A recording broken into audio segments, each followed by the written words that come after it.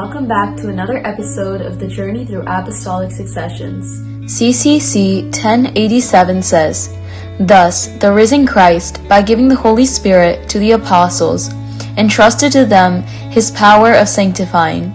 They became sacramental signs of Christ. By the power of the same Holy Spirit, they entrusted this power to their successors. This apostolic succession structures the whole liturgical life of the Church and is itself sacramental, handed on by the sacrament of holy orders." Today in the Successions of Apostles, let's hear about our 163rd Pope, Pope Honorius II. Background: the given name of Pope Honorius II at birth was Lamberto Scannabecchi. He was born in a humble family at Fagnano near Imola, Romagna. On account of his great learning, outstanding capabilities, and clear intelligence, he was called to Rome by Pope Pope II and quickly rose through the ranks of the church hierarchy.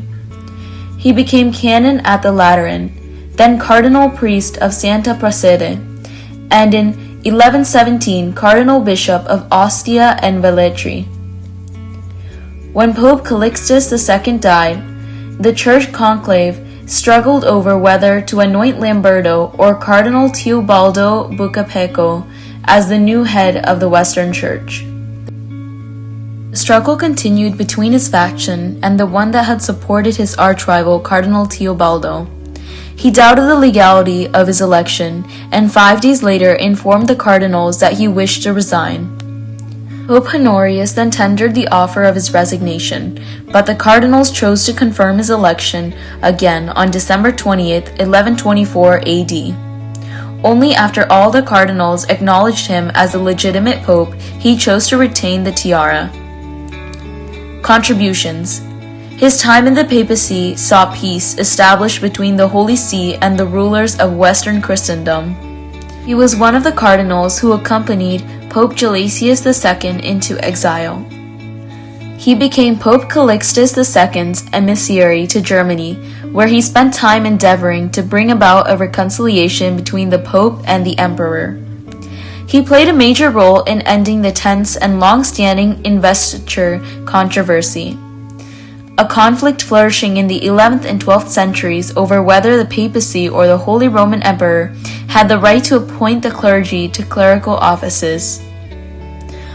Pope Honorius supported the election of Count Lothar II and III of Supplenburg as the German king. He ensured amicable relations with Count Lothar by excommunicating Lothar's rival, Conrad of Hohenstaufen, later the German king, Conrad III. It was chiefly through his efforts that the Concordat of Worms, the so-called Pactum Calixtinum, was effected on September 23, 1123. In this concordat, the emperor renounced all claims to investiture with staff and ring. He promised liberty of ecclesiastical elections. Interesting facts. Pope Honorius began his pontificate AD 1124. He ended his pontificate AD 1130. He died because he suffered for nearly a year from a painful illness, and he died in 1129 AD. Pope Honorius II became the first pontiff who confirmed the Holy Roman Emperor's election. He gave his approval to a new military order known as the Knights Templar in the year 1128 AD. He gave his patronage to newer monastic orders like the Cistercians and the Augustinians.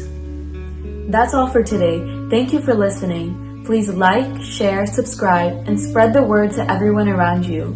For Christ and for the Church. God bless.